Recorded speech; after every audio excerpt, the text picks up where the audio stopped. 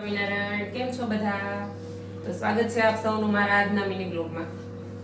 ચાલો, આજે સાંજની રસોઈ બનાવવાનો ટાઈમ થઈ ગયો છે. તો બધાને કઈ શાક રોટલી ખાવાની ઈચ્છા નહોતી, પેટ થોડું ફૂલ જેવું હતું, એટલે તો એમ થયું કે કંઈક હળવું બનાવી નાખીએ. એટલે પછી આપણે ઈડલી બનાવવાનું નક્કી કર્યું. તો જેને ઈડલી બહુ ભાવતી હોય એ આવી જાવ ઈડલી ખાવા.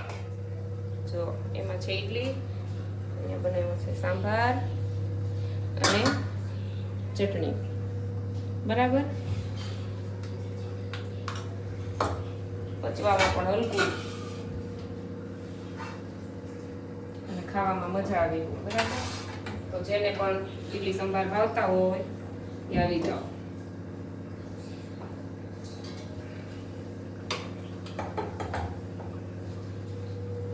ચાલો, જો રેડી થઈ ગઈ છે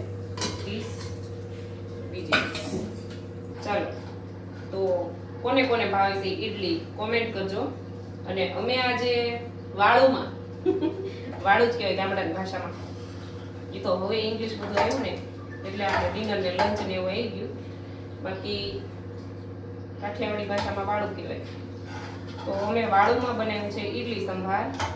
તમે લોકોએ શું બનાવ્યું છે અથવા તો શું જેમાં છો, મારો વિડીયો જોઈને કોમેન્ટ કરજો બધા. બરાબર, ચાલો, બાય, જય સ્વામિનારાયણ.